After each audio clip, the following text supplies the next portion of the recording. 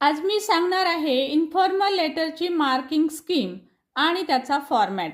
पहा, सुरुवातीला Sanders address लिहायचा असतो. It carries half mark. Salutation लिहावं लागतं, त्यासाठी half mark. Body of the letter लिहावं लागतं, त्यासाठी 2.5 mark.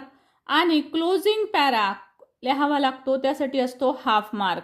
And most important, correct use of grammar यासाठी 1 मार्क ठेवलेला असतो. स्टुडंट्स, ही झाली फक्त फॉर्मॅट आणि scheme.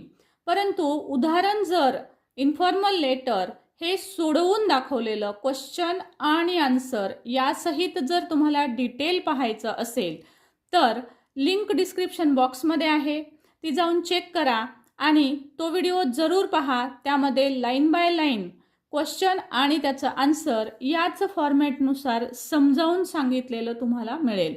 Thank you so much for watching. जरूर विजिट द्या आमच्या चॅनलला. Thank you so much.